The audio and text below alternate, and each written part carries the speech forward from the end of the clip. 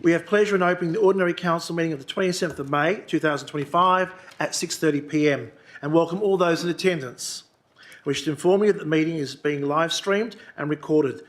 The video will appear on the Council's website and YouTube channel. The public gallery will not be recorded unless accidentally and only a participant in the meeting, namely a person asking questions at public question time, will be live streamed and recorded.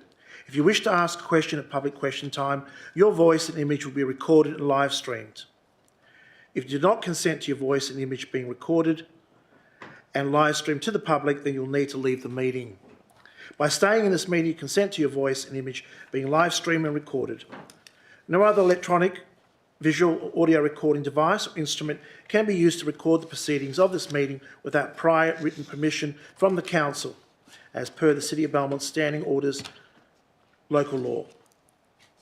Before I begin, I would like to acknowledge the Whadjuk Noongar people as the traditional owners of this land and pay my respects to elders past, present and emerging.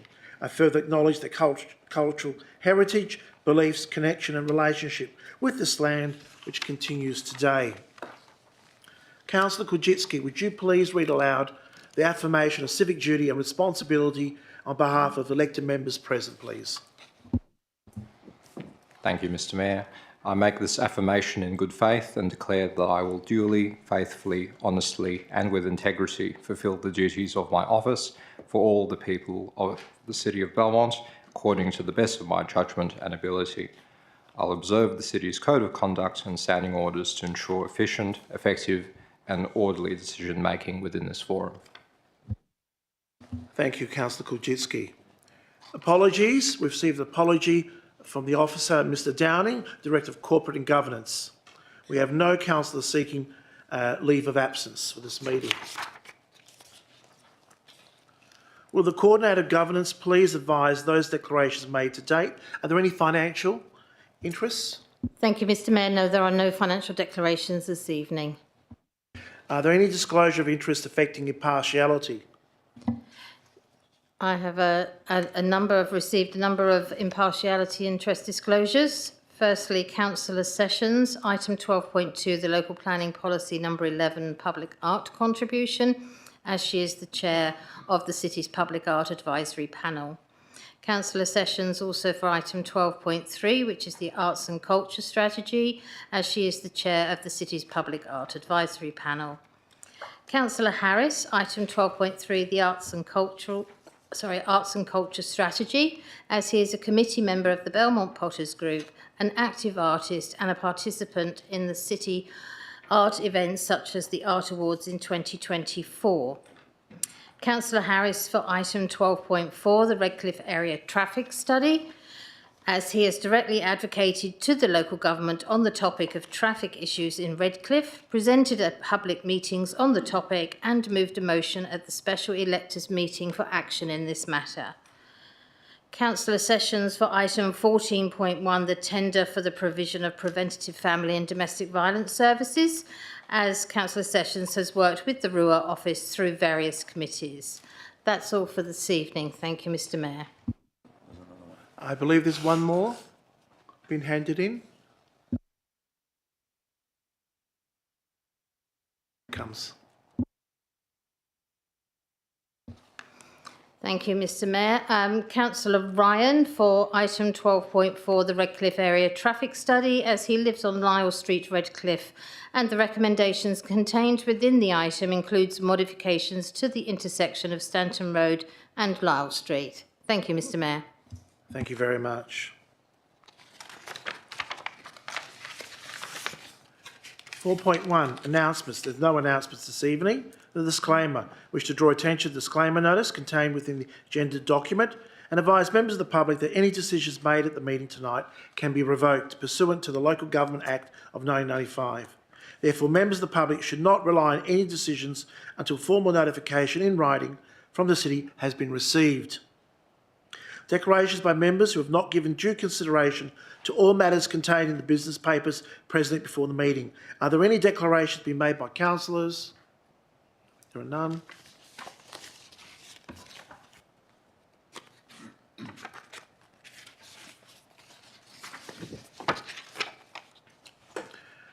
Public question time. Responses to questions taken on notice. We have response to questions taken on notice from the ordinary council meeting on the 15th of April, as noted in the agenda, from Ms Hollands. Ms Hollands on behalf of Belmont Resident Ratepayers Action Group, Mr Bell, Ms Silencia, Ms Padua, Mrs Godfrey, Ms G and Ms Garferstein. Questions by members of the public. It is 6:35 and open public question time, and draw attention to the public gallery of the rules of public question time as written in the question time form.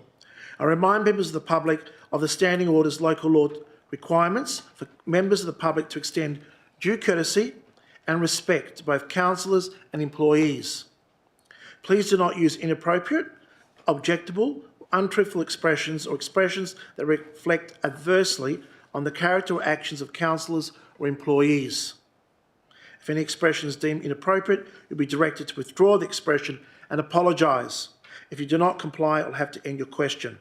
Lastly, I remind and caution everyone present at this meeting to refrain from making defamatory statements, especially as the proceedings are now live streamed. Under section 6.2 of the City's Standing Local Laws, Orders Local Law 2017, members of the public can ask up to 2 questions, and you have a maximum of 2 minutes per question for the question to be asked and answered. As presiding member tonight, I will allow up to 4 questions per person.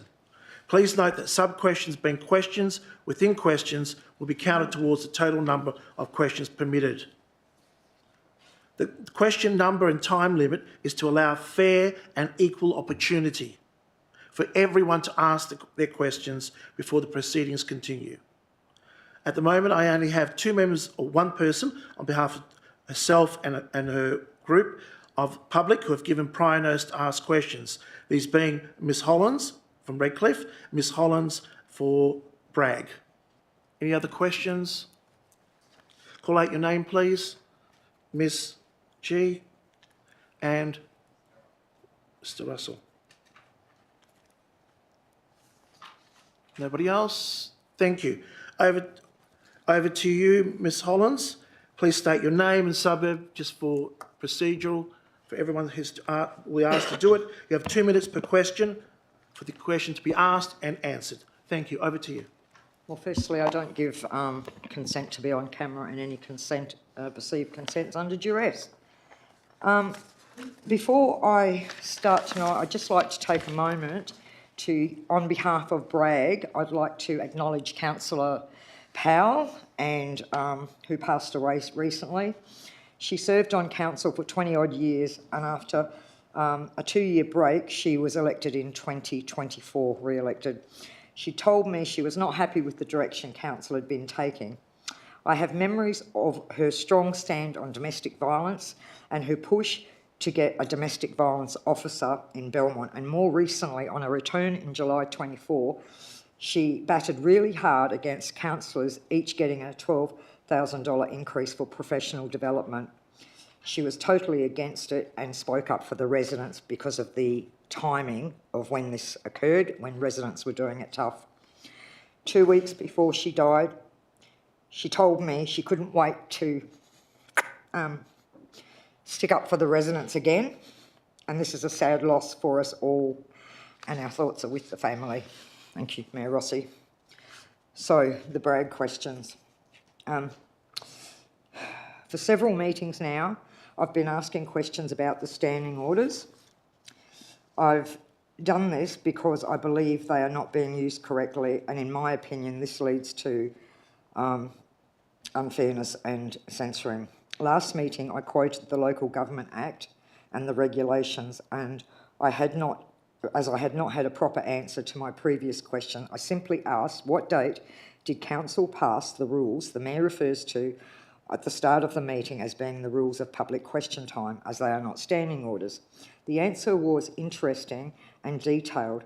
So, in summary, it stated, none of the pieces of legislation and documents cited enabled the City to set the rules for public question time without recourse to the appropriate legislative authority, nor do they state that the standing orders do not apply, which I've never said they didn't. It went on, the standing orders and the public question time form together govern public question time. This form is not a matter for council and it is operational. The form's been in place since 2017. So my question, as it's now clearly stated in the city's response that the form had not been passed by council and that the city can't set rules without going through the proper legislative channels, why are we still referring to this document at the start of the meeting when it's the standing orders that govern the meetings? And what section of the Act or regulations state both the standing orders and the form govern the rules of public question time together? Mr CEO. Thank you, Worship. It's quite a complex question referring to the Act. I'll need to take that on notice. Okay, thank you. Question? In a recent letter from Bragg received from the Mayor, somebody's phone. Oh, sorry. Comments and rules were made in reference to me personally, which I was really upset about. You quoted Rule 6.37 to 9 of the Standing Order. 6.37 reads, the presiding member may direct a person to refrain from conduct that is creating a disturbance, and the person must comply with the direction. It goes on in 6.38 to say you could be asked to leave the meeting and the Mayor may order your removal, and if you don't leave immediately, 6.9 allows for the, you can be removed without, if you don't leave accordingly, without physical force, the police may be called to remove and the meeting may be adjourned for up to an hour. So my question, when 6.3 reads, a person observing a meeting must not create a disturbance at a meeting by interrupting or interfering with the proceedings, whether by expressing approval or dissent, by conversing about or any other means, why are you threatening such rules when I'm participating during public question time, not actually observing the meeting? So what I'm not clear on, and I have tried to get a private meeting with no luck, what I'm not clear on, are you suggesting that I cause a disturbance in the public gallery or a disturbance up at public question time, in which case 6.4 should apply? Manager of Governance and Legal. Thank you, Your Worship. May I direct the question to 6.38, and that if a person fails to comply with the direction of the presiding member, then that failure to comply with the direction, Your Worship, then entitles the presiding member to so instruct that that person leave the room, and with the consequences that apply for failure to comply with that direction. So 6.38 stands on its own, independent of any reference to the observance and disturbance requirements that apply at 6.33. Thank you, Worship. Well, Next question, please. I'd like to know when the reference is actually. Is it when I'm in the public gallery or when is the reference? Because you wouldn't meet with me, so... Manager of Governance and Legal. Thank you, Worship. The standing orders state that if a person fails to comply with the direction of the presiding member. So the standing orders then don't make any distinction between an observer and a participant. They clearly deal with the fact of any person who's present at a meeting who fails to comply with the presiding member's direction. Thank you, Worship. Thank you. Next so question. I'd like to know also if anybody else got such a letter, and if you're just asking questions, how's that a disturbance? Manager of Legal and Governance and Legal. Your Worship, I'm not able to answer that question. It's beyond the scope of my knowledge. Thank you. We'll have to follow that up. Thank you. Thank you. And my last one for Bragg. Councillor Harris has made a pretty detailed declaration tonight regarding the traffic thing for Redcliffe. But concerns have been raised by residents given his involvement in the, before he got elected to council. And we'd just like to know, is it appropriate he be voting on this matter given the involvement? Well, before I hand over to the CEO, that would be up to the councillor and over to the CEO. Thank you, Worship. Yes, it is. He's declared an impartiality interest, and as such, and in accordance with the Act, then he's able to remain in the chamber, participate and vote on the matter. And the residents can be confident that it'll be... Thank you. Your personal questions? Thank you so much. Okay. Tonight on the agenda, we've got the Redcliffe traffic study.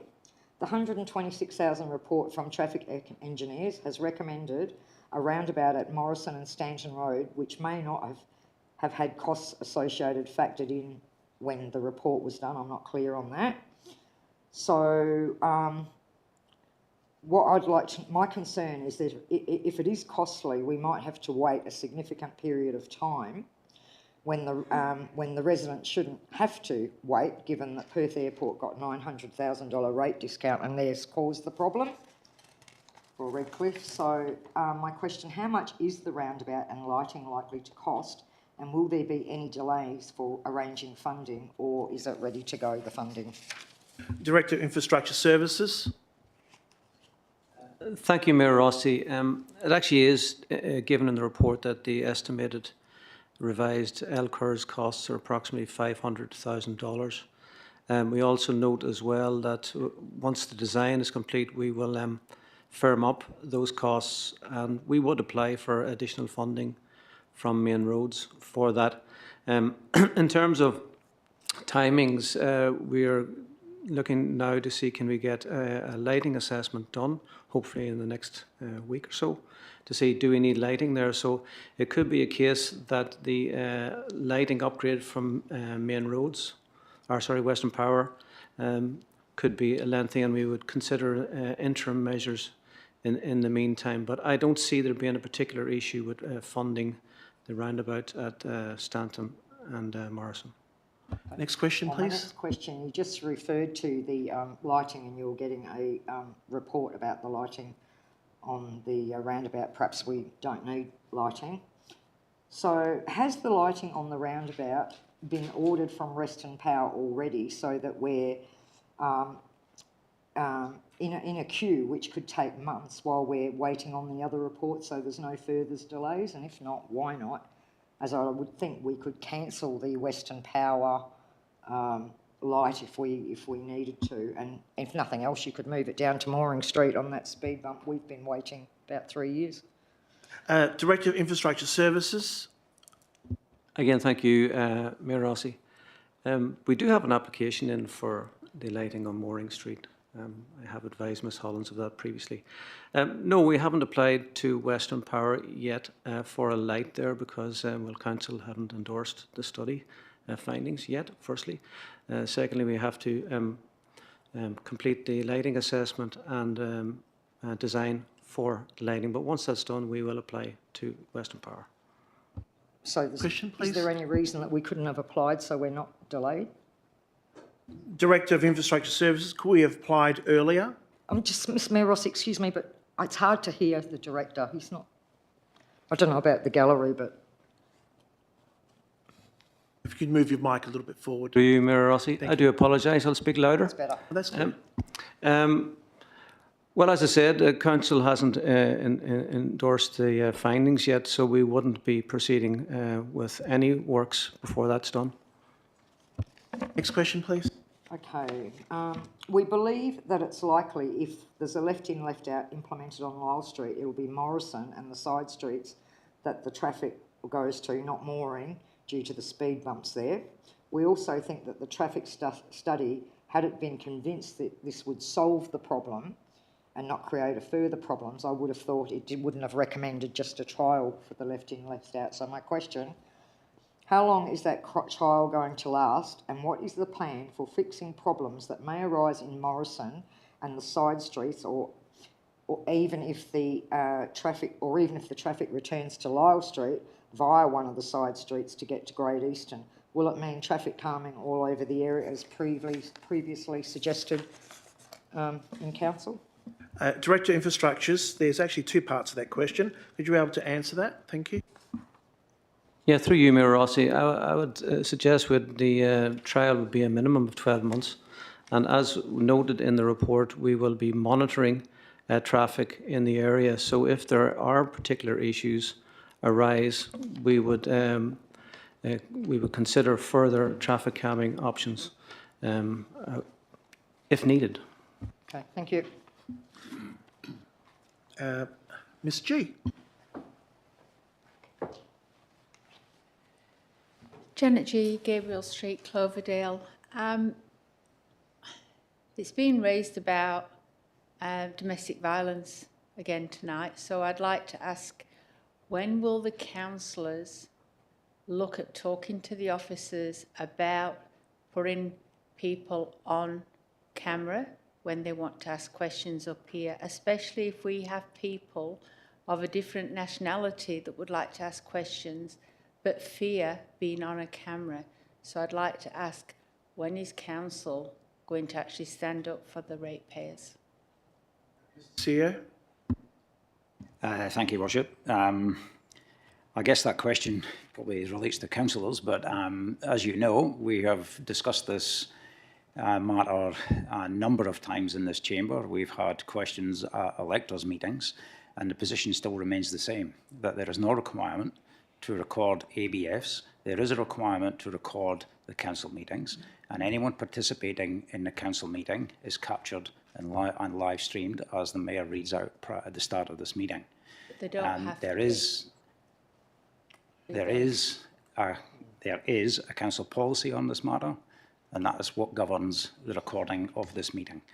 And in accordance with the legislation, if you're participating in a meeting, we believe you should be live streamed. Thank you, Your Worship. Any follow-up question? No, because it's going to be the same answer. I'd like to congratulate Mr. Murphy's team. I'd like to tell the council that there are a lot of people that live around Gabriel Street who are really happy with the safety of that corner now. And my next question is, because I've looked on council website and I can't find too much about it, but I'd like to know, when is the next stage planned after this for Keene Street?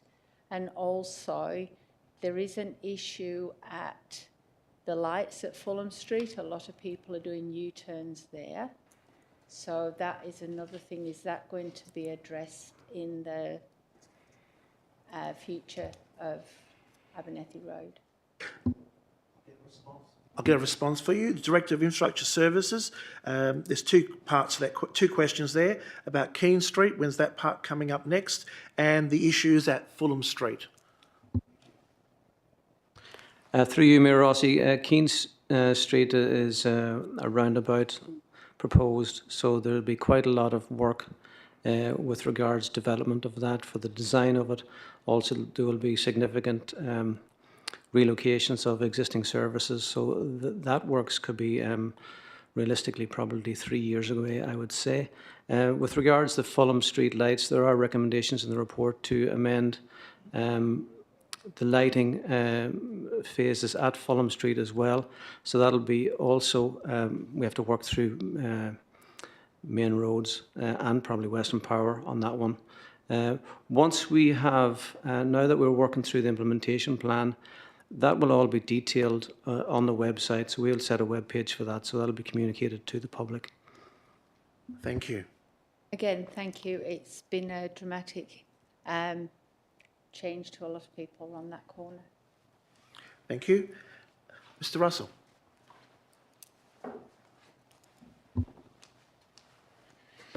I'm Matt Russell of Kewdale. Good evening, Mayor, councillors, city staff, and members of the public gallery. I'd like to ask questions for both myself and on behalf of the Belmont Potters tonight, if that's okay. The President. That's Go ahead, ask your personal questions first.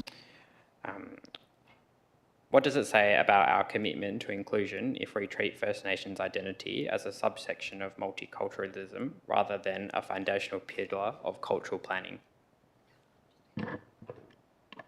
Mr. CEO. Thank you, Worship. Mr. Russell will be probably aware that we actually have a First Nations strategy which was developed around about the same time as the Arts and Culture strategy. And that strategy, the First Nations strategy, does pick up on aspects of culture and art and recognises Indigenous and First Nations people. Thank you, Your Worship. I will also just hand it to Director of Development Communities, may have something further to add.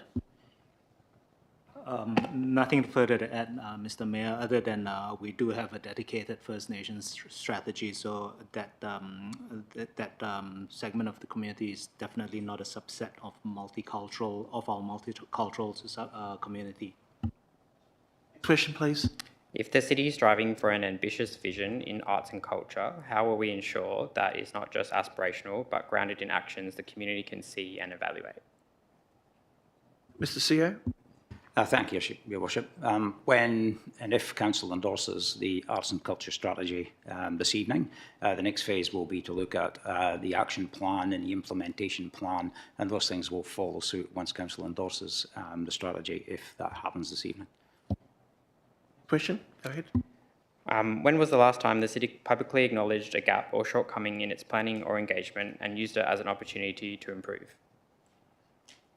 Mr. CEO? Sorry, can I ask Mr. Russell Egan to repeat that, please? When was the last time the city publicly acknowledged a gap or shortcoming in its planning or engagement and used it as an opportunity to improve? Mr. CEO? Thank you, Worship. I'm not so sure we identified and publicly acknowledged gaps, but certainly any review of a strategy or plan, what's happened. So the strategies generally have a 5-year time frame. They're reviewed on an annual basis internally. We review the effectiveness of that. And if we do identify any gaps or any improvements that can happen, those are generally factored in during the review phase of that policy, that plan, that strategy, or any of the actions that are contained within it. But we certainly do seek feedback from the community through the catalysed survey results, and if we identify there's any gaps in any service levels that we provide, we factor that into the review of all plans, strategies, and is then factored into the annual budget. Thank you, Your Worship. Next question, please. Sorry, could I just clarify that there is no publicly acknowledged gaps? Was that what was said? Would you like to ask that question again, just so we got clarity? Sure. When was the last time the city publicly acknowledged a gap or shortcoming in its planning or engagement and used it as an opportunity to improve? Mr. CEO? Well, as I said, Your Worship, I don't recall us publicly announcing a gap that we may have identified in a plan or strategy, and we have over 80 different plans and strategies. What I'm trying to say is that where we do identify where there may be a gap or an area for improvement, when we assess the suitability of that strategy and delivering the outcomes, obviously we monitor the success indicators, and where we find there is areas for opportunity, that's factored into the review, and then the plans or strategies are then generally updated to address that. Thank you, Your Worship. Next question, please. My final personal question. In February, the city advised through a response for Mr. Peter in public question time that a contractor for the Belmont Trust land had been appointed and the master plan would be received in April 2025. However, at last week's Belmont Trust meeting, it was stated that the contractor had only just been procured. Can the city please explain this discrepancy? Mr. CEO? Thank you, Worship. Sometimes the procurement process takes a bit longer than we expect. Clearly, it is in progress. You would have been aware of the Trust meeting last week where they endorsed the budget.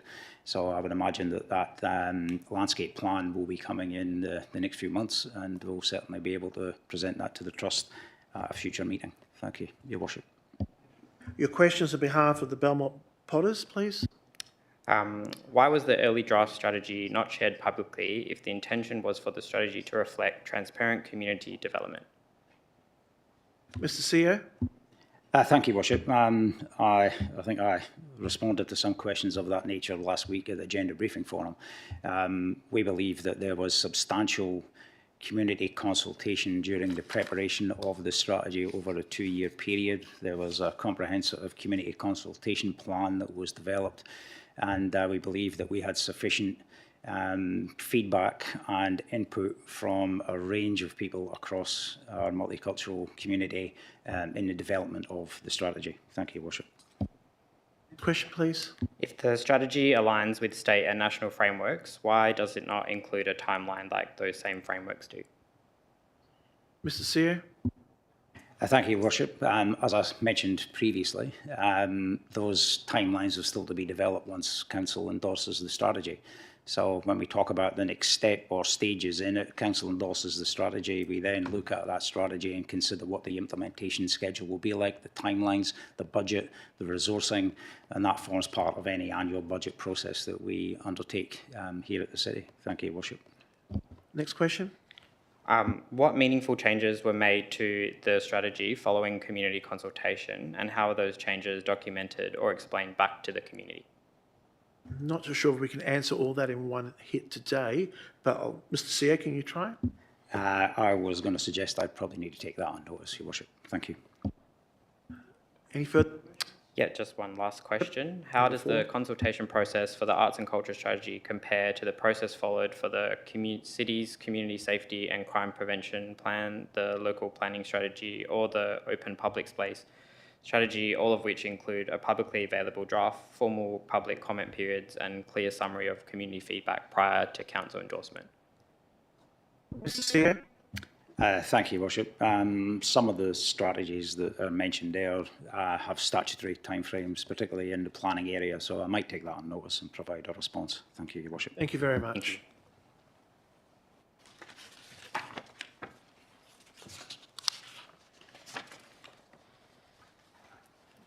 There being no more questions, I close public question time at 7:01 p.m.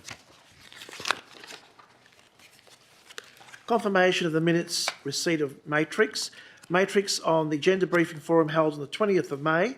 Are there any questions on the matrix? There are none. I need a mover and a seconder. Moved by Councillor Sessions, seconded by Councillor Harris. Voting is now open. Please use the buttons on your microphone screen.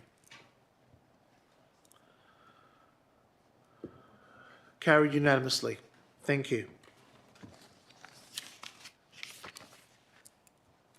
The Ordinary Council meeting held on the 15th of April. Are there any questions on these minutes? May I have a mover and a seconder to confirm the minutes as true and accurate record? Moved by Councillor Sessions, seconded by Councillor Kujitsky. Voting is now open. Please use the buttons on your microphone screen. Carried unanimously.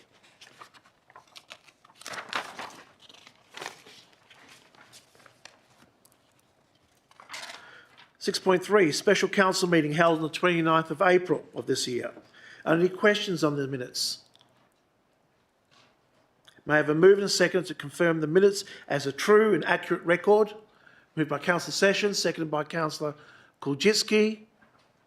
Voting is now open. Use the buttons. Please use the buttons on your microphone screen. Carried unanimously. Questions by members of which due notice has been given without discussion? There are none. Response to questions taken on notice? There are none. Questions by members without notice? Councillor Sessions.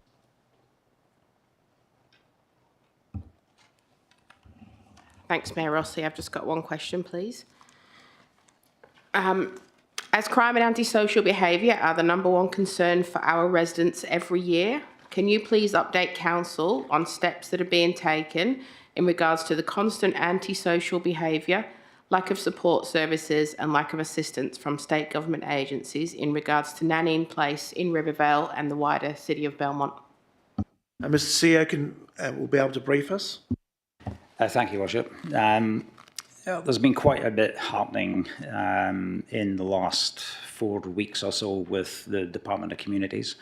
We have managed to reach out to the Department of Communities and the Department of Housing. I met with their manager and the member for Belmont maybe 2 or 3 weeks ago. Provided specific examples of some of the challenges that we are facing with some problem tenants that they have. They explained their role and limitations under the Residential Tenancies Act that they have to follow.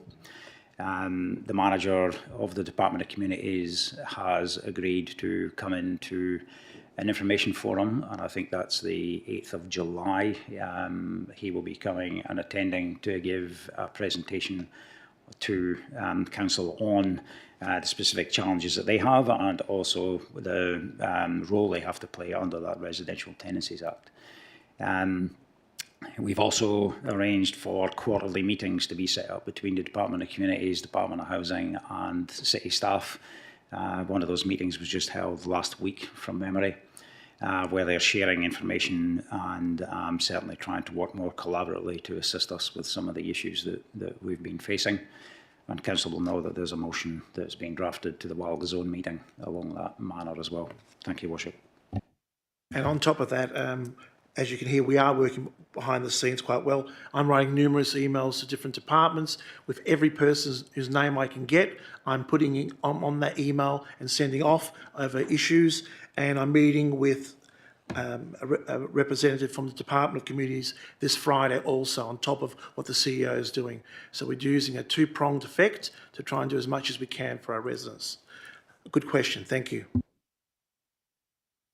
We now move on. Sorry, Mr. Mayor. Sorry? I didn't see your hand, Mr. Kulczycki. Councillor Kulczycki. Mr. Mayor, am I able to ask some questions without notice, please? Thank you, Mr. Mayor. I have two questions. First question is relating to the concerns of many residents in Rivervale and nearby areas who have voiced strong concerns about the proposed motorsport street circuit in Burswood Park. This state government project, which includes a racetrack and entertainment facilities, has drawn criticism for its potential to cause noise pollution, environmental damage and disruption to the natural beauty of the area. Local councils, including our neighbours at the town of Vic Park, have vehemently opposed the plan, citing a lack of genuine community consultation. Given the significant community opposition and the apparent absence of thorough consultation with local residents, how does the City of Belmont intend to ensure that the views of its ratepayers and residents are properly represented and considered in decisions relating to this development? Mr. CEO. Thank you, Worship. I might need to take that on notice because I wasn't aware and haven't had any complaints from members of our community specifically regarding that decision. I'm not sure whether the state government has consulted as broadly as they should and whether or not there's an opportunity for that consultation to still be provided, but I might take that on notice, Your Worship, and provide a response. Thank you. A follow-up question? Thank you, Mr. Mayor. My second question is Burswood Park is a much loved green space along the Swan River, visited regularly by Belmont's residents for both recreational use and to enjoy the natural environment. The proposed transformation into a high-intensity motorsport venue raises serious concerns about the long-term environmental impacts, including the loss of tree canopy, disruption to local wildlife, and pollution impacting the wetlands. What specific steps will the City of Belmont take to address these concerns with the state government to safeguard the environmental and lifestyle values that Burswood Park provides to our residents? Mr. CEO. Thank you, Worship. I suppose the issue here is that Burswood Park is not in the City of Belmont, it's in the town of Victoria Park. But again, I'm happy to take that on notice and perhaps have some discussions with the town of Victoria Park to see what, if you like, any opposition or any feedback that they've provided to the state government and whether that's relative to the city. Thank you, Your Worship. Thank you. We'll move on to number 9. New business of urgent nature, approved by the presiding member by decision. There is none, I believe. Business adjourned from previous meeting. There is none. Reports of committees. There's none.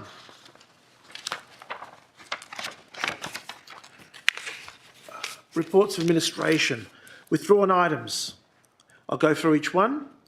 Amendment number 23 to local planning scheme number 15. Local planning policy number 11. Councillor Harris. 12.3 Arts and Culture Strategy 2025. That's already Councillor Harris. Redcliffe Area Study. Councillor Kula. Policy Review. CP11 Electoral Caretaker Period. Local Government Act 1995 Reforms. Appointment of West West Australian Electoral Commission to conduct the City of Belmont 2025 local government elections by postal vote.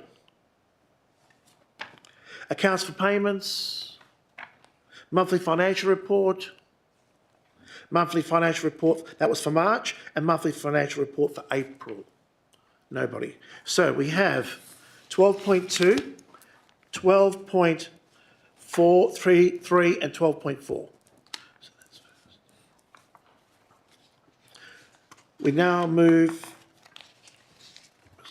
we have a mover and seconder to adopt the balance of the reports en bloc by an absolute majority decision with the exception of items 12.2, 12.3 and 12.4.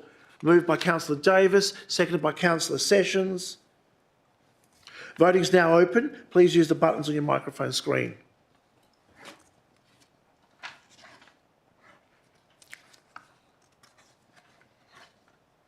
Councillor Wright, done. Carried unanimously. Thank you.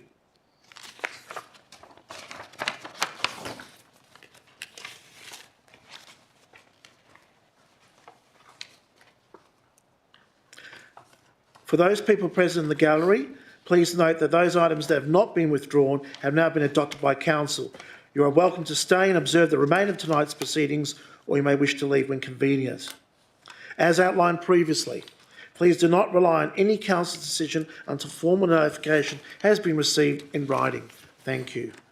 We now move to 12.2. Councillor Harris, I need a seconder. Councillor Sessions. Councillor Harris, over to you as the mover. Thank you, Mayor Rossi. I'd like to speak in support of the officer recommendation as printed, as my questions last year were a large part of the reason why it went to an information forum.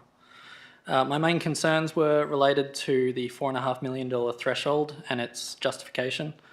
That determines which developments in the city contribute to public art in the area. Our threshold is higher than that of our neighbours, so I questioned if that should be reduced. It turns out that the reasoning for that threshold number is a significant matter, and ours is one of the best justifications that I can find. Most local governments that I've looked into appear to have no justification at all for the threshold, and that makes our public art contributions policy more robust and resistant to legal challenge.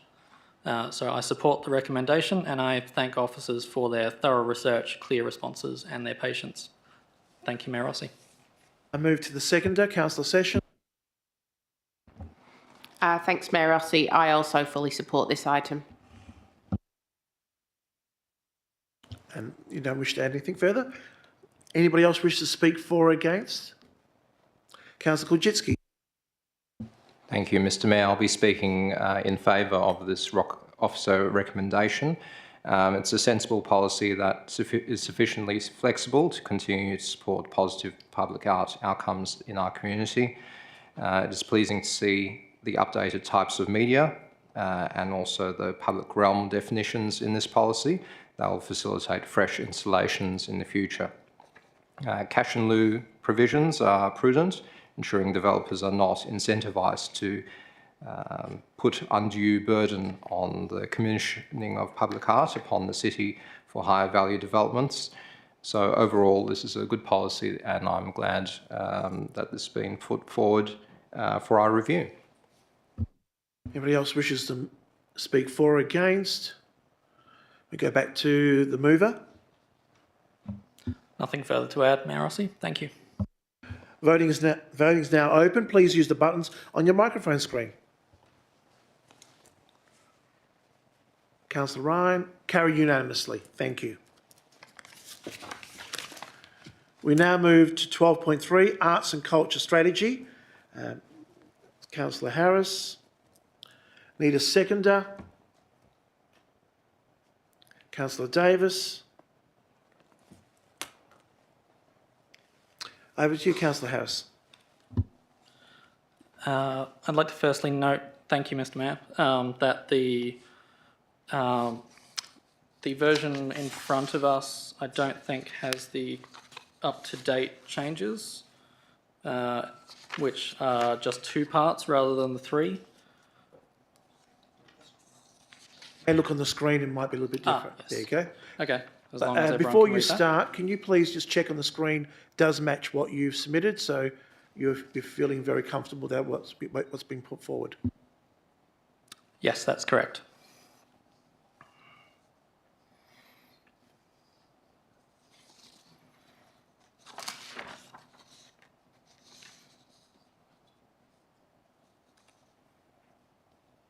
Can I continue? Right. So, Councillor Davis, you realise that we're moving his alternative motion? Yes. Okay, But good. I'm just to be, I'm seconding it. No, that's okay. We just want to make sure because he didn't realise it was on the screen. Right. Over to you, sir. Thank you. So my motion is to direct the CEO to publish the arts and culture strategy for public comment and then provide and present the results of the public comment period, the evaluation framework and the implementation plan to council at an information forum before approving the strategy. My reasons for that are that based on the arts and culture strategy as presented, it's unclear what the intended results will be and how this will be objectively assessed. Because of that lack of specific action and measures, it's not clear that the strategy is appropriately ambitious or potentially even too ambitious for achieving the strategic community plan goal of having, quote, a strong sense of pride, belonging and creativity, which was from the plan. A lack of objective stated goals may result in less coordinated, untargeted implementation. And our approach for tracking a successful art strategy should include both objective and subjective indicators, but this approach is not accountable when those goals are not known to council or the community.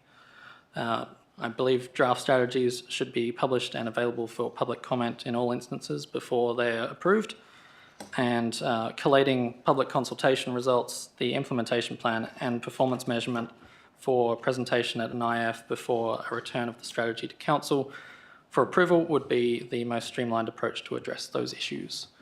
So that's the motion and the reasons that I've given.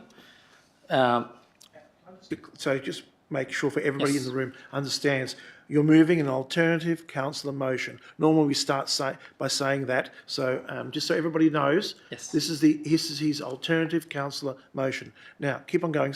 Thank you. Thank you for that clarification. So I'm hoping with this motion that council can push to get the best possible art and culture strategy for the community. While not discounting the work our arts and community team do, either recently or with what is expected in the near future, from our incredible Belmont Art Awards, integration with local place activations, the Civic Art Collection, and this afternoon's really beautiful Reconciliation Week smoking ceremony, the city does great work in this area, despite not having a formal guiding strategy from council. This would be our first art and culture strategy. But this strategy is council's task to ensure a consistent, rigorous, strategic direction for the next 5 years. This is where the community, through the council, says what we expect and what should be done before the CEO and the administration implement it with the professionalism and skill that we've come to expect. That guidance should be as clear, transparent and accountable as we can get it for the best outcomes for the community. For now, the strategy before us isn't that. Ideas on what might be measured, yes. Current baselines to improve from, targets to hit, actions to do, infrastructure to build, no. Other documents such as the evaluation framework and the implementation plan might have that written in the future, but the community don't know and council won't know behind the scenes either. Without broader knowledge of what we're aiming at, it's far too easy for the goals to be missed, changed, or quietly forgotten. Staff have told us that the community will only know the goals after we hit them, and after those hit goals are approved by marketing to be announced. That's not accountability. Council will receive highlights of what gets done, but if anything doesn't get done, we may never know. During consultation to produce the strategy, we didn't specifically engage the First Nations community in our area. In the strategy itself, it's not sufficient for Belmont's traditional owners and original artists to be mentioned in passing as part of Belmont's, quote, diverse cultural heritage. During Reconciliation Week, no less, this is dismissive. I'm hoping that this can be explicitly addressed in the strategy through public comment and modified at a future information forum. Our consultation approach outside this strategy, from the strategic community plan down to tonight's Redcliffe area traffic study, is to seek consultation, produce a recommended way forward, and then seek feedback once more on that plan. I'm not sure why this isn't the case for this strategy or all strategies in general, but this seems a straightforward step here. Now, Belmont could be an arts powerhouse, and Council has the responsibility to set that direction. We need to make sure that the strategic direction is as good as we can get it.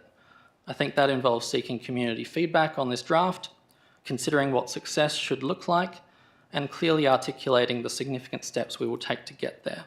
Then Council, having set a strategic direction, can leave it to our highly capable team to implement the operational side while our community reaps the benefits of a thriving creative landscape.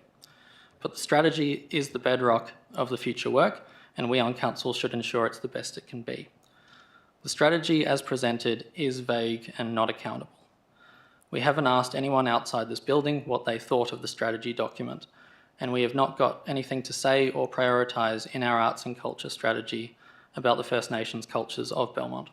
So my alternative motion is an attempt to give us a chance to address those issues. Thank you, Mayor Rossi. Thank you. Move to seconder, Councillor Davis. I just seconded it, so Ms. Councillor Harris could speak on the item.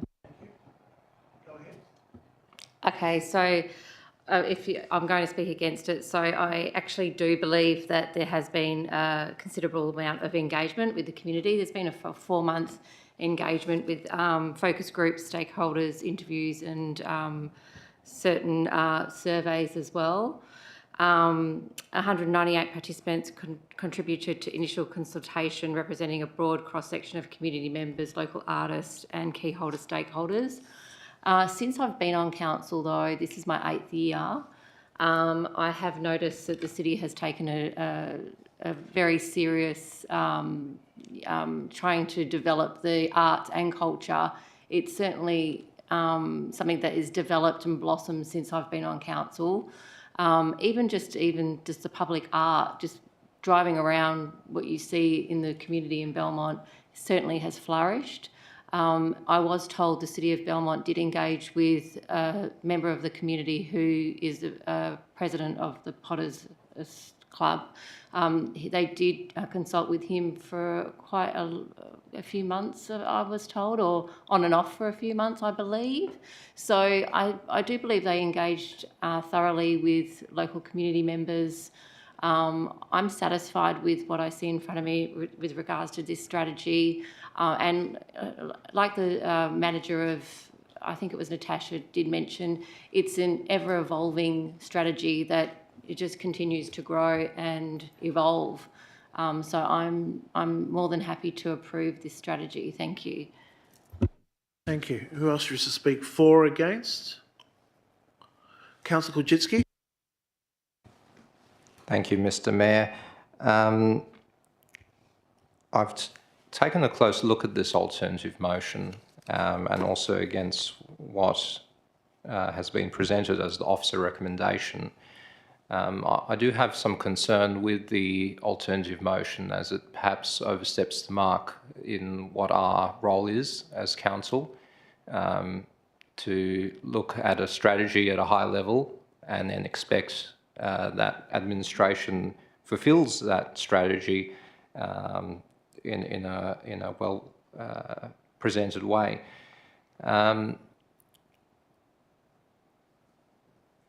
I don't think we can come to a compromise just through a simple amendment of this motion that we have before us right now. And I have put together some words for a foreshadowed motion that could be a compromise that looks at both the strategic nature of council and to obtain the fundamentals that Councillor Harris is seeking through this motion, in that the strategy should provide a bit more guidance. So just to use an analogy, if we were, say, a board for a bank and those directors put together a strategy outlining what their key goals are and then what their outcomes they're expecting to see from those goals.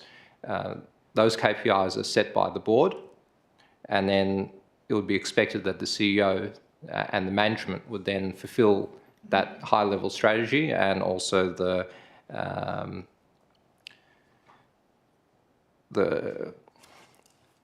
components of that strategy that have been spelled out.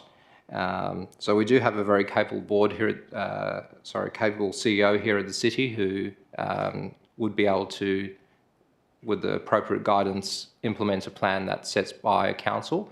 So I'd like to put forward an alternative to what we have at the moment. Would you be able to quickly read it out so we know we've got a choice? So apologies for not sending this through. I did put this together after receiving or seeing this motion come through later this afternoon. It would read as follows, that Council directs the Chief Executive Officer, 1,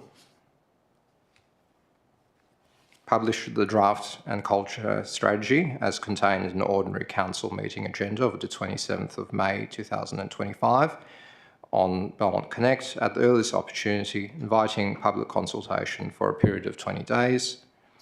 Point 2, develop an evaluation framework to be included as an appendix to the strategy. And part 3, present public contributions and the proposed evaluation framework to an information forum prior to the final strategy being presented to Council for endorsement. So the reasons that I would put forward for that alternative motion would be Council strategy should provide strategic direction, including high-level goals. Stop. Sorry, you need to stop there because you're just telling us. You now have to speak on what's important. If it gets up, then you can talk about the reasons for it. Thank you. Anybody else wishes to speak? Councillor Scoular. Thank you, Your Worship. Look, I just want to sort of acknowledge Councillor Harris in terms of his alternate motion. I think I certainly understand what he's saying and what he would like to do. And I guess in any other normal circumstance or a different environment, what he would like to do perhaps has merit. Like my previous councillor here, we're actually bound by the Local Government Act, and the Act is quite specific in terms of what our role is. So I understand what you would like to do, but we're bound by that Act, and there are sections in that Act, such as Section 2.7 and 10, which doesn't allow us to unpack what you would like us to unpack in that sense. So there are issues with us trying to support what you're saying, because really the role of council is to endorse strategy. We have council officers that have a knowledge and a skill set that lend itself to that responsibility, and we have an information forum where they're able to present this information in a pretty coherent way, and we as councillors get the opportunity to unpack that and ask questions and to actually interrogate that actual strategy before it goes out. Now, my understanding is, and I got the impression, and I don't know if this was your intention, but I got the impression that there was a lack of consultation around the actual strategy. When we had the information forum, I think it was last week or the week prior to that, there was an acknowledgement that there was a consultation around the actual strategy. In fact, every single strategy that is developed by council officers is developed through a consultative process or an actual model to ensure that it reflects the direction that the city wants to take, and therefore reflects what residents and the ratepayers would actually like. And I believe and I'm confident from the discussion that we had at the last information forum that we fulfilled that element. I have this view that if we endorse your motion, that we will be overreaching into an area that we actually shouldn't, according to what the local government act says. And I think the city has gone down a pathway where the consultation process has been quite clear and concise, and the flexibility that exists in that strategy and would actually enable us to modify that strategy at a point of need, or if there's another type of evidence that actually comes to the party that can inform further change. So based on that, I would vote against this motion, but I certainly understand what you're doing and I understand why you'd like to do it, but it's just beyond the scope of our role as councillors to entertain that motion. Thank you, Your Worship. Anybody else wish to speak for or against? No, then I'll speak. While I appreciate everyone's thoughts and effort to understanding the strategy, I do feel there's a disconnect in how we're interpreting it. And that's allowed. It's a democracy. But for me, a strategy is quite different to a plan. For example, the youth engagement, for example, which is our focus. The arts and culture strategy consultation included promotion of the survey and other means aimed at reaching the young people. What stands out for me is that they consulted they also directly engaged with key stakeholders, including our major high school, Belmont City College. They had meaningful discussions around arts and culture programming and explored opportunities to collaborate, a vital step in shaping the space for young people. This will build on the successes we're already seeing. For example, the introduction of the youth category and awards day solely for youth in our annual art awards, which started last year, solely for the youth. And the recent success of our Youth Week Market Day, a first. You go down to Love Street, they've been painting down there. For me, the strategy should be fluid and reflect what is occurring in that day, what is happening in the city in that year, for example. So last year was 125th anniversary, and we did things around the 125th anniversary. They were now removed, and now something else is happening this year. So I think it needs to be more fluid, and that you cannot sometimes set it in granite what you want to see. The CEO review is a sufficient time to ask all the questions you want. And you could ask questions all during the year. You can submit questions as a councillor to the CEO, to the relevant director, and I know they get answered because I see the responses. We all get CC'd in. In theory, consultation could go on forever. But there has to be an end point. And this is different to the rest because we did 2 years of data collection. And I think that's quite sufficient to move forward.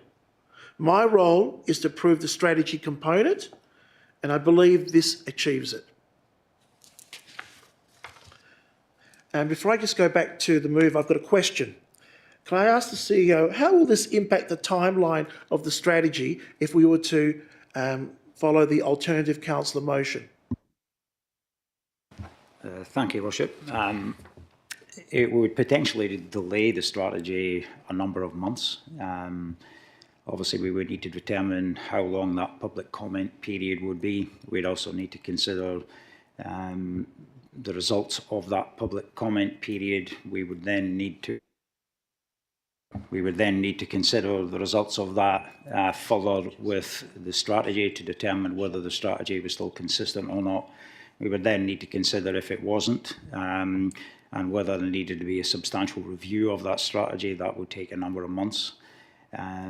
If the comment period came back with very little comments, then potentially we can move to developing an evaluation framework and an implementation plan, again, all of which would take a number of months.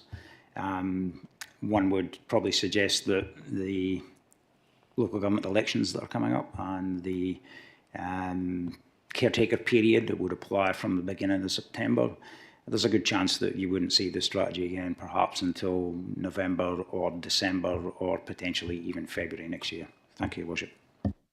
Thank you very much. We'll move back to the mover. Thank you. Thank you, Mr. Mayor, and thank you everyone for your comments. It was mentioned that there was very wide consultation to produce the strategy, which is absolutely true. There were quite a few sessions, workshops, interviews, but that was all before we had a strategy for anyone to comment on. We do need to close the loop on these things. We get a bunch of people's input, we make a plan based on what we hear in response, put that plan out and see what people think of that plan. Does that suit the needs that they communicated in the various public consultations? That part hasn't been done, and that's part of why I'm putting this alternative motion forward. Thank you to Councillor Sekula on the Local Government Act side of things. I did want to make sure that I was keeping to my lane, and so I did reach out and got feedback and advice from both WALGA and the DLGSC on this, and feedback from WALGA resulted in one of the 3 points that were originally in this motion being removed, but otherwise I was happy with this being within the Act. And while our role is to endorse strategy, our role is also to endorse effective strategy, and making sure that the strategies do what we want them to do is an important part of what we're here to do. And finally, on the delay, the potential delay to the strategy, it has been a multi-year process to get to this point. I believe the consultation started in 2023. And if we do need to go some months further in order to get an effective strategy, when we have been running without a arts and culture strategy up until this point, that seems like a reasonable sacrifice to me. But yes, I would like to just ask Council that we should consider getting an accountable, rigorous strategy so that we can move forward and make the best arts and culture scene that we can in Belmont. And again, I do want to note that we haven't got anything in this arts and culture strategy about the First Nations cultures of Belmont, and that is an oversight that I really would like to see fixed. Thank you. Thank you very much, Councillor Harris. Voting is now open. Please use the buttons on your screen, and you are voting on the alternative councillor motion on the screen, or was on the screen in front of you. The motion is lost, 7 votes to 1. We now move to Councillor Kulczycki's foreshadowed motion. Would you like to, you'll need to have to submit that first. And of course, I want to check with you, do you wish to still move it, Councillor Kulczycki? Okay.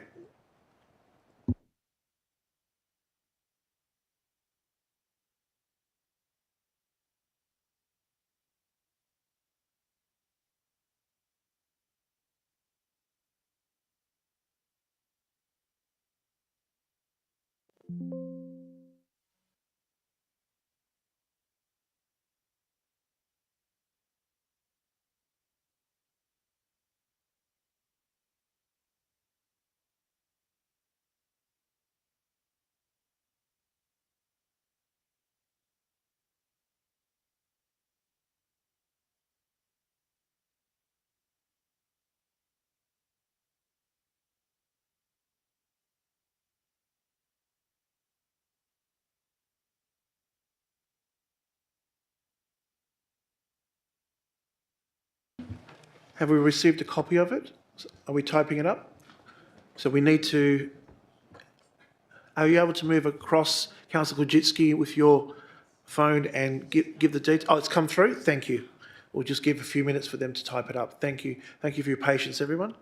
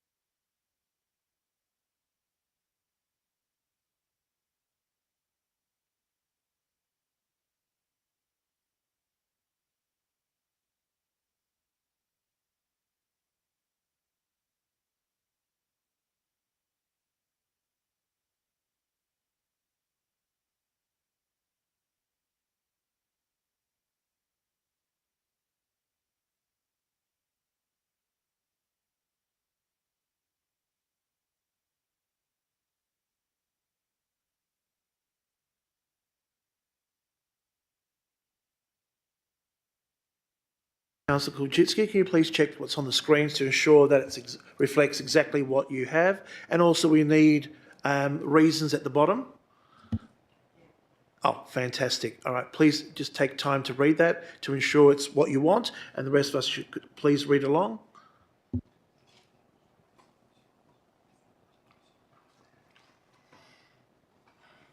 Motion there in front of us.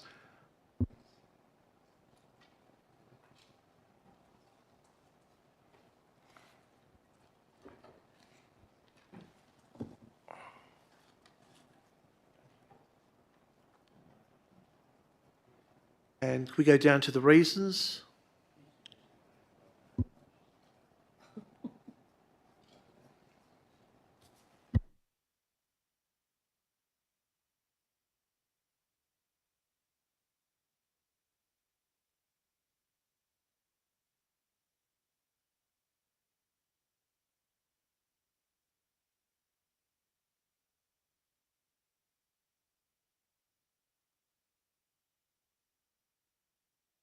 Has everyone had sufficient time to read it?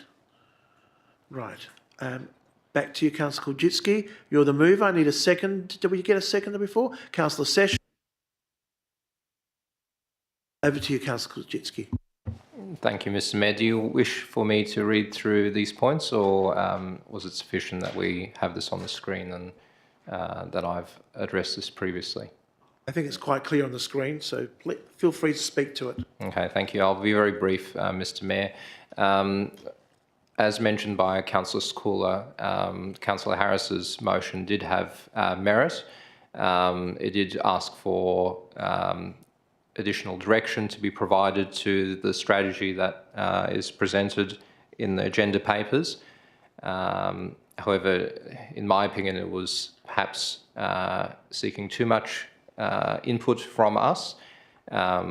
Ultimately, we should be relying upon administration to be able to put together an implementation plan that is reflective of the overall strategy. We need to set a strategy that is overarching and with appropriate guidelines as to what we're seeking as outcomes.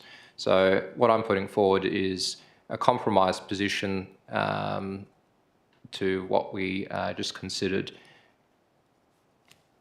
In terms of the reasons, if I may articulate those. So overall, this motion is for council strategies should provide strategic direction, including high-level goals that deliver discernible and measurable outcomes over the lifetime of the strategy. Both council and administration must be accountable for ensuring that realistic and ambitious goals are supported by an appropriate framework to deliver results that meet community expectations.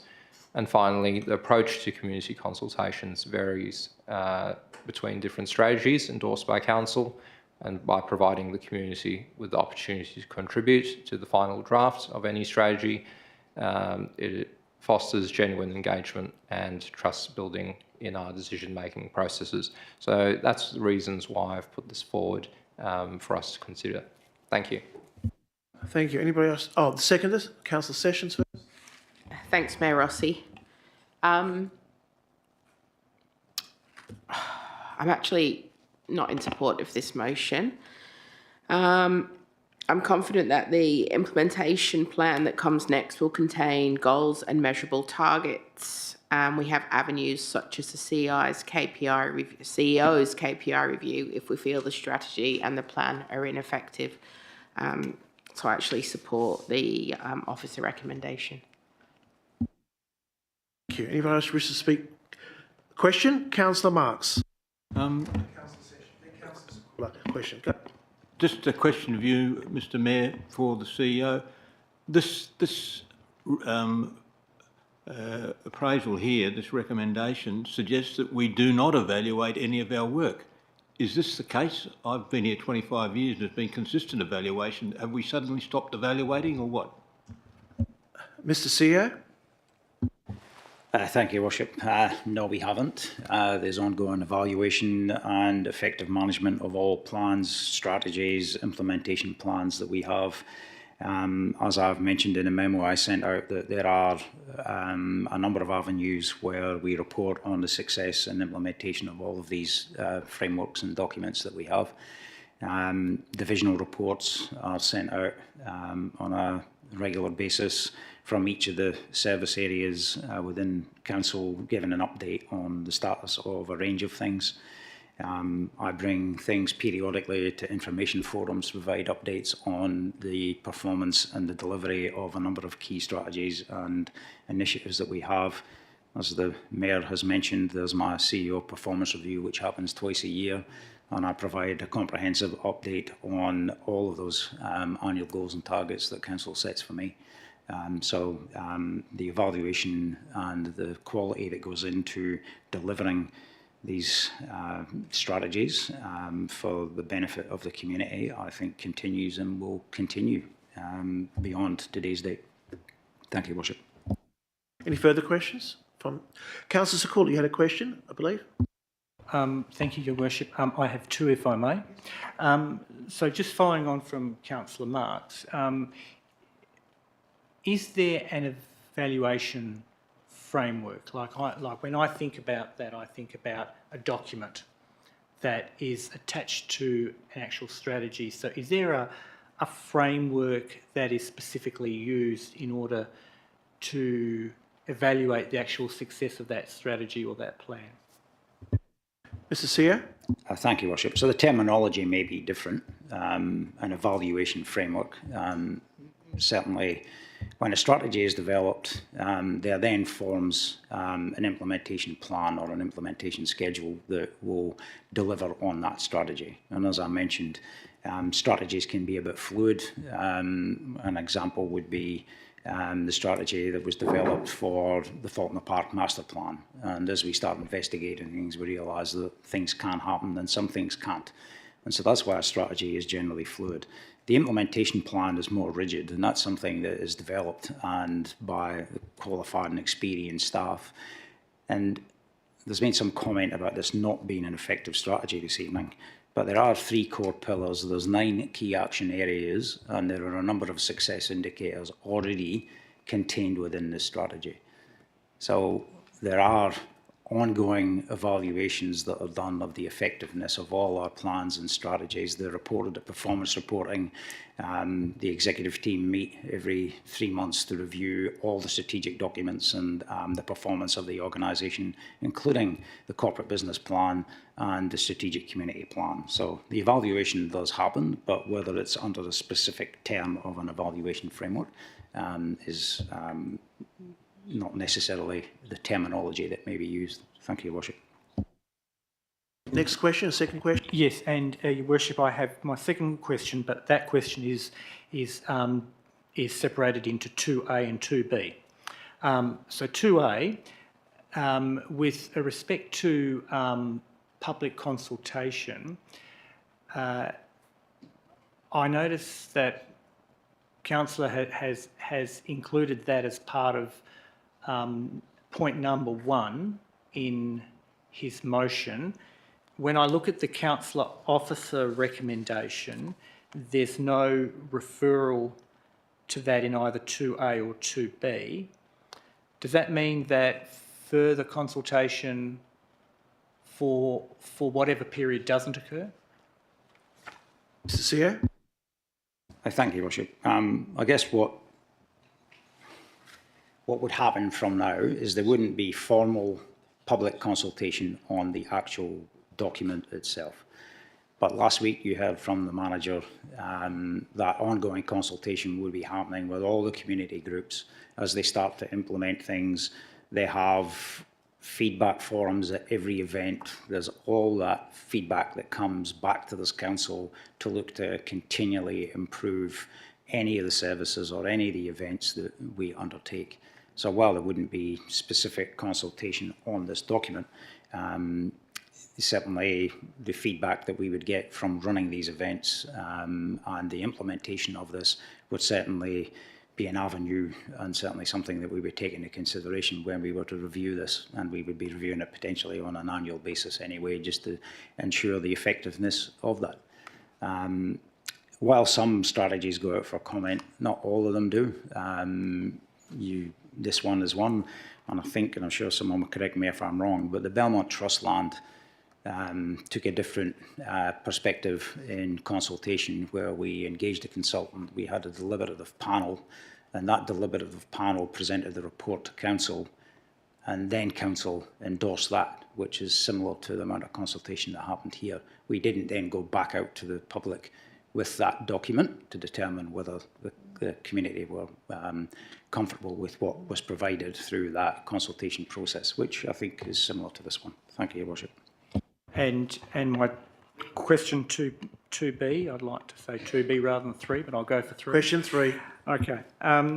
So if I can refer back then to the Local Government Act and the point that I illustrated in the alternative motion, with reference to the evaluation framework and anything to do with an implementation plan, does that still represent an overreach on the part of councillors in order to be involved in that space? Because I alluded to sections in the Act, that is 2.7 and 2.10.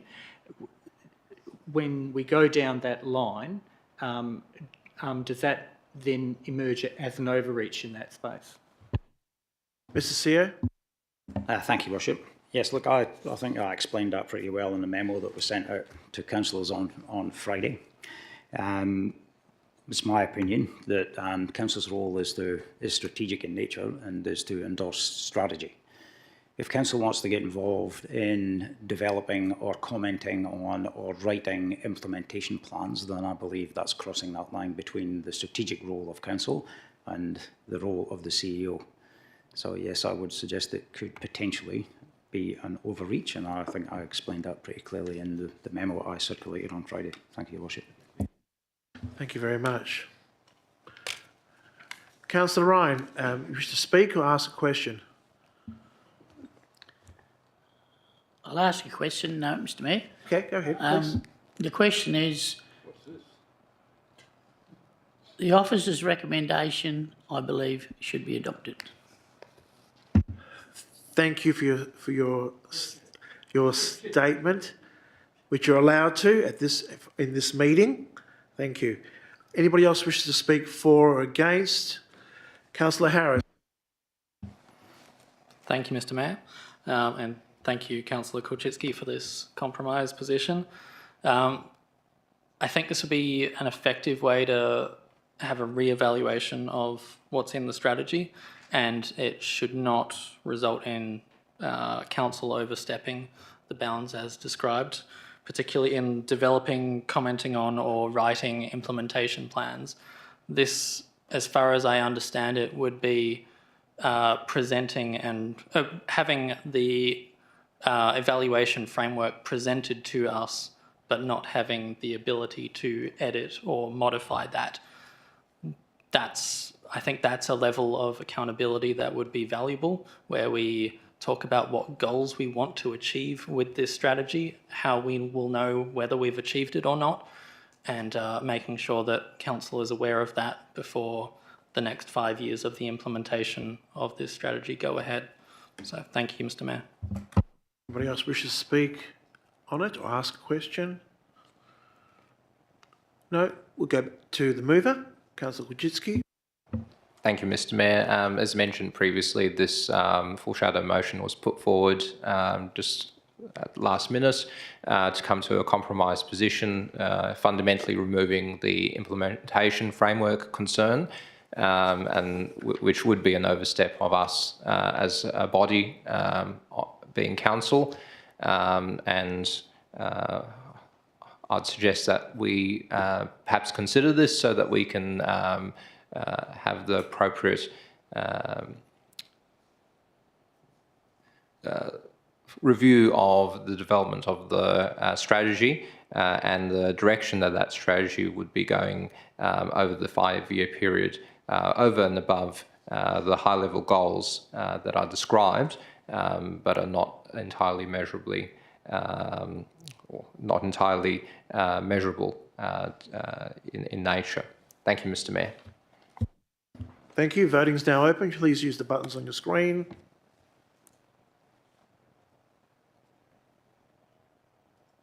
The foreshadowed motion is lost. 6 votes to 2. I'll move the recommendation of the Officer recommendation, substantial motion, seconded by Councillor Davis. Over to Councillor Marx. Do you wish to speak on it?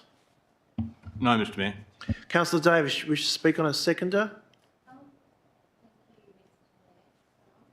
Thank you, Mr. Mayor.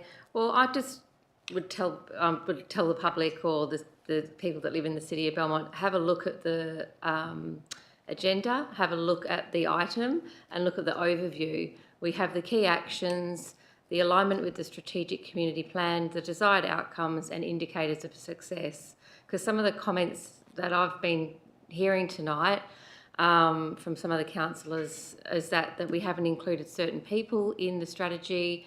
We haven't, I don't know, I just have a read of it, because I believe it's quite thorough. It's inclusive, it's progressive, it's certainly come a long way, and it has had genuine engagement. So I'm happy to approve this. Thank you. Thank you. Anybody else wishes to speak on it, for or against? We go back to the mover, Councillor Marx. I think the same, Mr. Mayor. Voting is now open. Please use the buttons on your screen.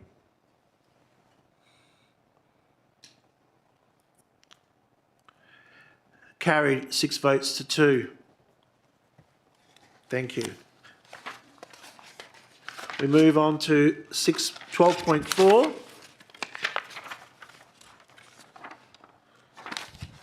Redcliffe Area Traffic Study, moved by Councillor Sakula, seconder, Councillor Sessions. Over to Councillor Sakula, please. Thank you, Your Worship.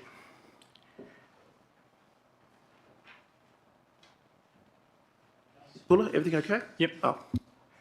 This is a journey that we've all been on, and it's been an amazing journey, really of education. And we've lived it and we've breathed it. And this particular study and this motion is very close to my heart, because it represents a motion that I brought forward about ensuring that there is wider consultation about a very significant issue that has far-reaching impact, not only for those individuals that live within the area, but right across our city. It sets a benchmark of what we through me, consider please, to you're be speaking. important. Thank you. It actually sets a benchmark of what is considered to be important. It sets a benchmark in terms of the value that we place on our residents. And also, it sets a benchmark in terms of flexibility, and that is really important. Now, there are a range of arguments, and we've heard those arguments, and the study that has taken place is a study that captured the voices of many in so many different parts of that area and right across our city, given the far-reaching implications of this actual study. And when I look at the study, and when I look at the recommendation that council officers have put forward, it's broken up into three really significant areas. It looks at the short-term area, which really addresses the heart of what residents are really saying and the sorts of things that they have raised time and time again. The medium-term outcomes, or the actual objectives that is listed there, really provides us with the capacity to grow and to develop in that respective space. And the long-term outcomes gives us the capacity to operate at a more strategic and high-level area. And that's worth gold in terms of dealing with that type of area. So I'm really pleased with this study. We can't please everybody. We can't make it a perfect world, but the study has given everybody an opportunity to have their say, to voice their concerns, to celebrate those various successes. And I think that's really important. And I want to express my sincere thanks to all of the residents in that area and right across our city for actually engaging in this study, because your voice has been heard, your voice is valued, your voice is important. And this sets a benchmark for future type of consultation. And yes, I will go out on a bit of a limb and say thank you to Martin, to Christine and to Ron, who are here this afternoon, this evening. Thank you for your passion. Thank you for your engagement. Thank you for your academic debate and rigour in this space. And to everybody else that has been party to this journey, thank you. And I know Councillor Jarrett over there, who was also involved in this prior to being a councillor, thank you for your efforts as well, because this is an amazing collective achievement. And also to the council officers who have been involved, thank you so much for your hard work in trying to facilitate a really interesting journey that we've been on. So thank you, everybody. Second, Councillor Sessions. Thanks, Mayor Rossi. Very briefly, extensive work's gone into this study over a long period of time, and I know that there have been a couple of concerns raised about the left in, left out at Lyle Street, but that is a trial and it will be monitored. I think above all else with this, these changes are going to make the roads of Redcliffe safer, and that's really what matters. Anybody else wish to speak for or against? Councillor Harris. Thank you, Mr Mayor. It's been a long road for Redcliffe residents seeking to address the volume of vehicles passing through their area, and I think the recommendations we've got in front of us are sensible and should be effective. This will take time, and so while ultimately the pressure should ease, it will not be instant. As the treatments go in, the modelling suggests that we will ultimately see relief. I too would like to acknowledge the input and consistent reminders from Mr Cardozo, along with Ms Salenza, Mr and Mrs Padua, Mr Bell and others here or absent.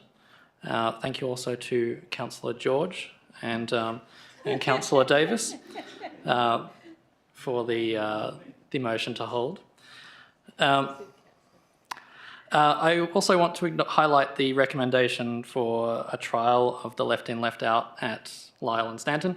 These trials allow us to see how these changes might impact on the area. They also allow us to be responsive and to learn.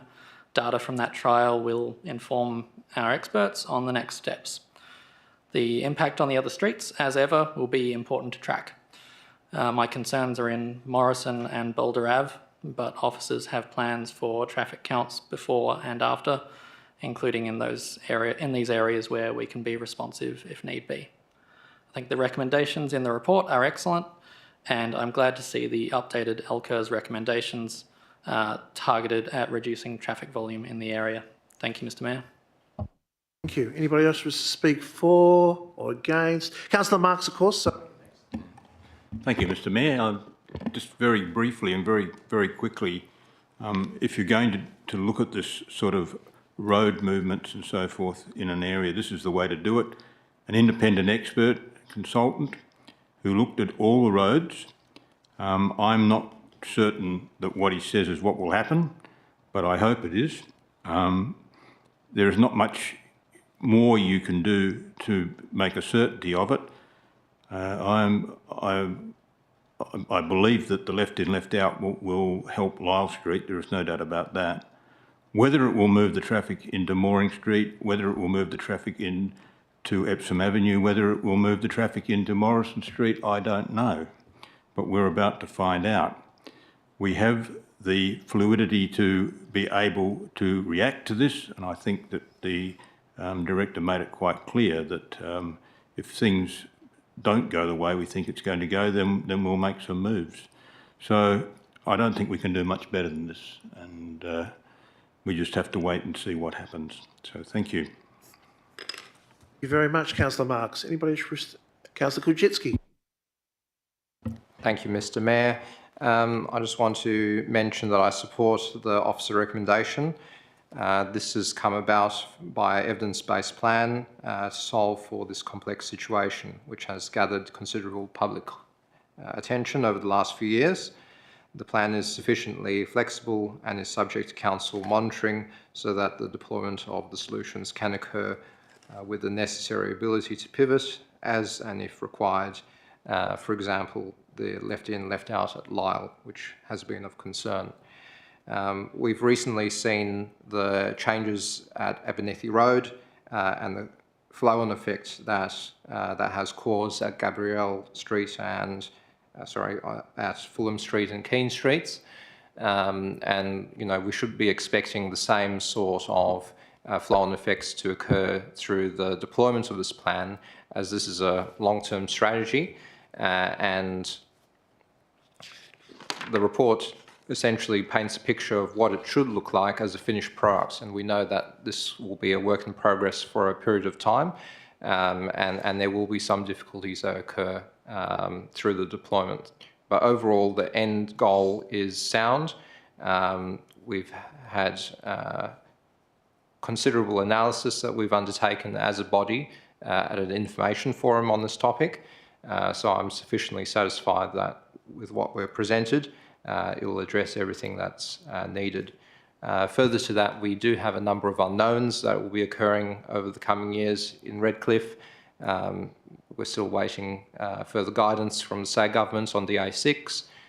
There are some now public housing developments that are going to be built in Redcliffe, and all of those developments and improvements to the area will have knock-on effects which will impact on the plan and the modelling that's been done to date.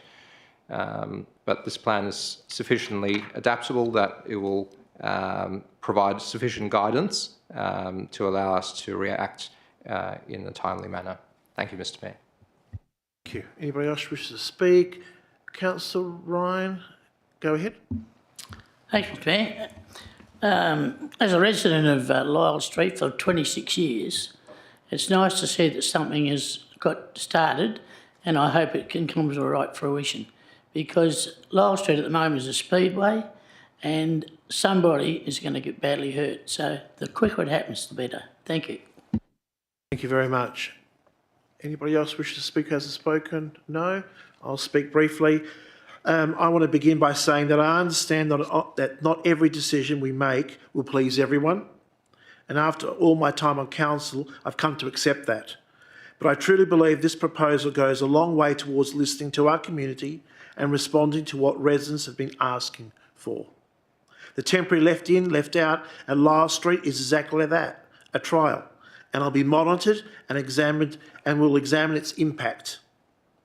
We really are addressing the needs of residents in the locality. But what I want to see, as humanly possible, is the installation of Morrison Street roundabout. But I also am realistic and understand that external agencies like Western Power are involved and things may take time. Regardless, the 2 schools nearby must be protected. We're talking about small children here and their safety is paramount. While the Epsom Avenue intersection of Durban Street is being monitored and hopefully addressed, my biggest concern remains with the rat running from Hardy Road to Epsom Avenue along Durban Street. If you sit on Durban and watch, the speed and volume of traffic is quite alarming. But I'm also concerned that what we vote on tonight doesn't unintentionally create flow-on effects elsewhere. I'm concerned about, as you've just heard me, Durban Street. I'm worried about Victoria and Epsom Avenue intersection. I'm worried about Boulder Avenue. And monitoring is crucial, not just once, but continual monitoring, which I believe will be happening. I've been advised that officers can implement temporary traffic measures relatively quickly, and I hope to see that sooner than later, though I do understand the need to monitor first and ensure we're not creating new issues elsewhere. So I support the item before us, but I strongly encourage Council to keep a close eye on the surrounding streets, including Durban and Boulder Avenue, to ensure they don't deteriorate further. I also thank all those who have contributed from all sides. We don't get this, all sides contributing have led to this report. It's not just one person, it's been a whole group of people, and it's been very good to see. Thank you, everybody. I go back to the mover. Voting is now open. Please use the buttons on your screen.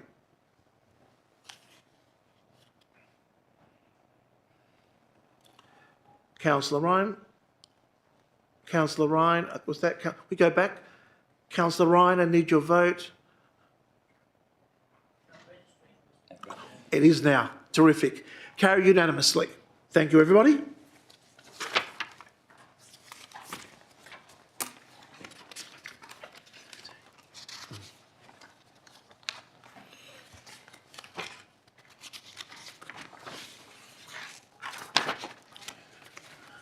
We now go to the notice of motion 13.21.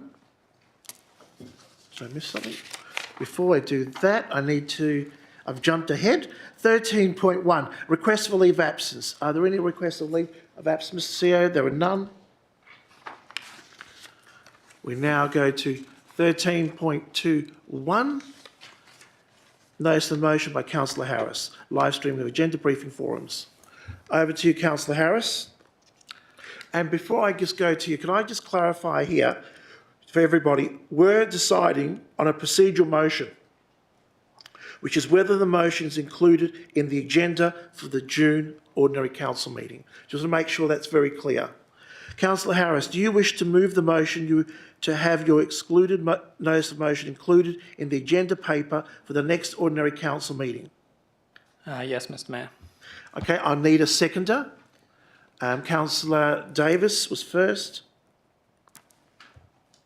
Go ahead. Thank you, Mayor Rossi.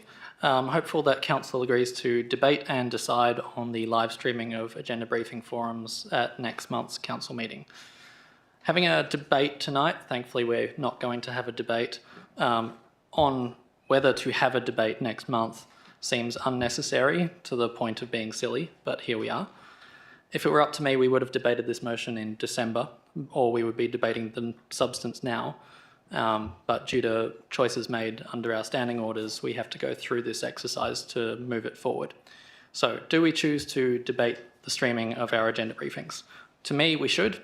This has been requested for some time, including at the annual electors meeting. I've proposed this as in a formal notice of motion as an elected member. We as a council owe it to the community to make decisions on our public meetings in public. Making a call behind closed doors and without a council vote is dismissive of those requests. That's all. Thank you, Mayor Rossi. Thank you. Seconder, Councillor Davis. No, wish to speak? Anybody else wish to speak for or against? Councillor Kulczycki?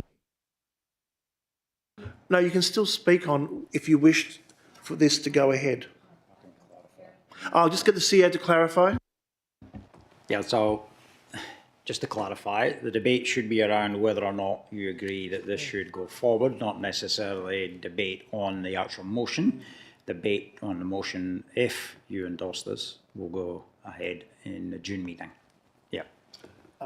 Back to Councillor Davis first. Councillor Kulczycki? Thank you, Mr. Go Mayor. ahead. Yeah, I have no problem with this coming to the next ACM to debate. It's everybody can have their say and everyone can say what they think and we can make a decision from there.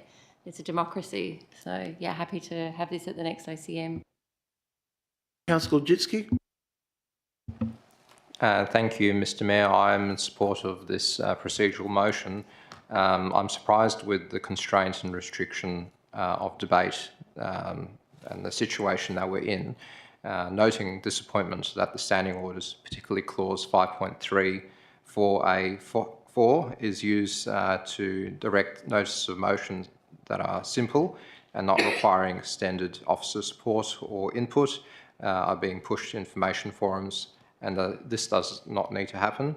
It's also disappointing that clause 5.3.7 of the standing orders has required to be enacted to get this item to where we are now. So instead of debating the matter either for or against, we are now wasting time considering whether we should debate this next month. So ultimately, my suggestion is that we get on with it and we do what we are elected to do and make a decision. Thank you, Mr. Mayor. Yes, and the decision will be whether you wish it to go to June meeting or not. Anybody else wish to speak for or against? No, I will speak very briefly. I absolutely understand the importance of good policy and transparent process, but making a change like this, especially now, with major state government reforms about to come into effect, feels premature and unnecessary, and I won't be voting for it. I'm just explaining why I don't support it moving to June, which I've just done in my 2 lines. Over to you, the mover, please. Thank you, Mayor Rossi, though that did sound like an argument against changing to stream the ABFs. I'm a bit confused on that one. There may be plenty of good arguments against live streaming the ABFs. If they're good, perhaps next month even I'll vote in that direction. If I'm allowed to make my case for streaming, perhaps I could sway a vote or two. My real concern is not that live streaming is rejected, but that we might dismiss it without discussion or explanation. So the choice here is to allow or block debate, nothing more.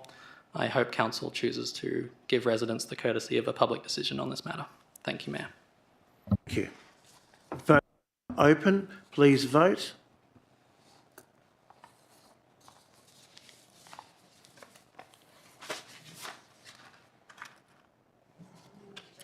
Ooh. I will vote against procedural motion with, yes, against. Thank you.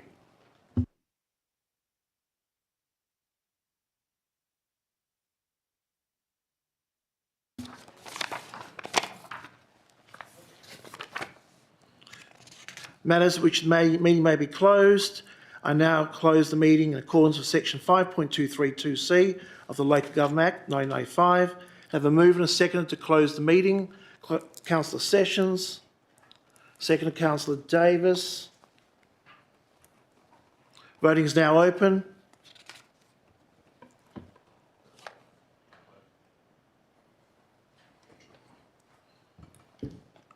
Carried unanimously. IT officer, please pause the live stream where those in the public gallery have already left.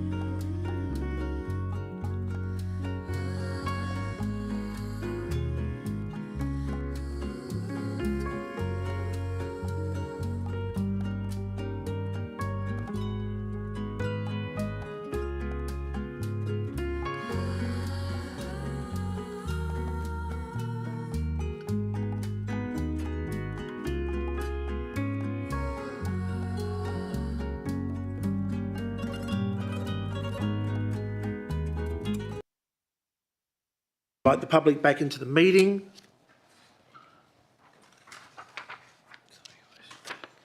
There we go. 14.1, provisions of preventive family and domestic violence services. The council accepts the officer's recommendation in relation to this item, moved by Councillor Harris, seconded by Councillor Davis, carried unanimously. 14.2, tender, parks, general landscape construction and maintenance. That council accepts the officer's recommendation in relation to this item, moved by Councillor Harris, seconded by Councillor Davis, carried unanimously.